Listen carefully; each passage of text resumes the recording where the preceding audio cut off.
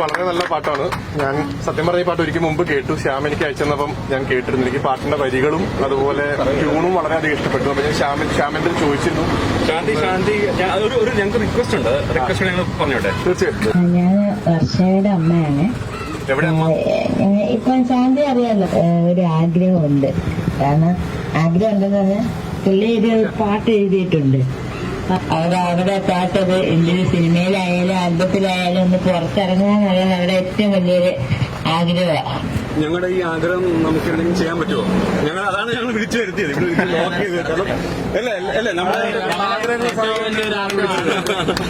ഞാൻ പാട്ട് കേട്ട് എനിക്ക് വളരെ ഇഷ്ടപ്പെട്ടു. എനിക്ക് വളരെയധികം ഇഷ്ടപ്പെട്ടായിരുന്നു. ഷാന്തിയുടെ ഫേവറേറ്റ് സിംഗർ ആരാണ്? പാട്ടുകാരി ചിത്ര ചേച്ചിയാണോ? ഓക്കെ.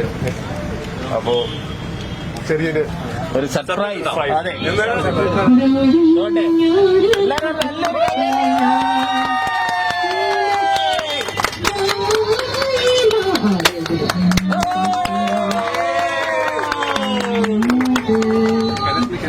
പകൽ പോലും അറിയാതെ. നല്ല പാട്ടല്ലേ? പകൽ പോലും അറിയാതെ.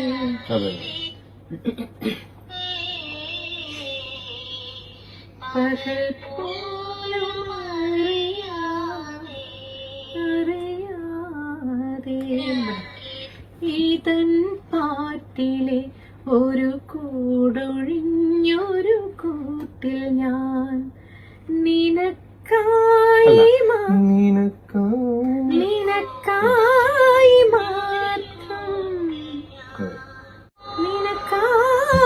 മാത്രം കാത്തിരുന്നു.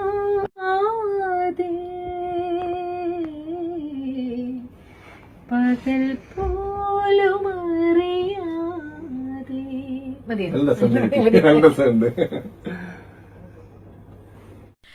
രാക്കിളി തൻ പാട്ടിലെ ഒരു കൂടൊഴിഞ്ഞൊരു കൂട്ടിൽ ഞാൻ നിനക്കായി മാത്രം കാത്തിരുന്നു. ഇളം തെന്നൽ അറിയാതെ, ഇളം കാറ്ററിയാതെ,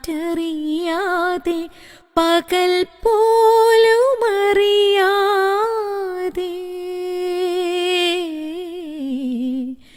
പകൽ പോലും അറിയാതെ. ശാന്തി എന്ന് പറഞ്ഞ കുട്ടി എഴുതി കമ്പോസ് ചെയ്തതാണ്. ഹൈ ശാന്തി, നല്ല പാട്ട്. ശാന്തി നന്നായിട്ട് പാടുകയും ചെയ്യുന്നുണ്ട്. എന്റെ എല്ലാ ബെസ്റ്റ് വിഷസും ശാന്തി.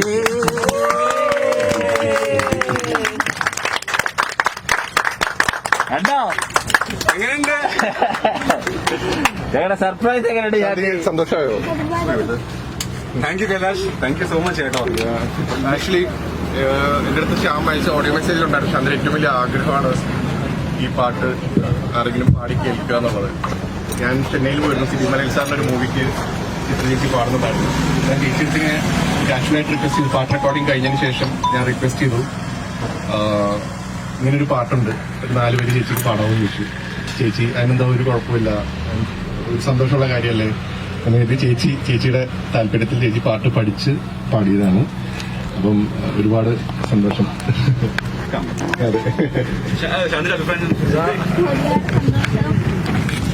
ഒരുപാട് സന്തോഷം. ഞാൻ ഒട്ടും പ്രതീക്ഷിച്ചായത് ഞാനിങ്ങനെ എഴുതിയത് പുറത്തു വരുമെന്ന് ഒരിക്കലും ഞാൻ പ്രതീക്ഷിച്ചില്ല. പഠിക്കാനൊന്നും പോയിട്ടില്ല. ഞാൻ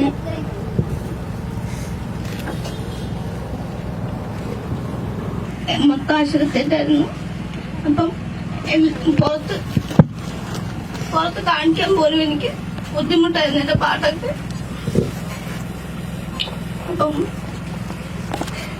ഇത് ഞാൻ സ്വപ്നം പോലെ കാണാത്ത സംഭവം. ഇത് എനിക്ക് ഒരുപാട് സന്തോഷം.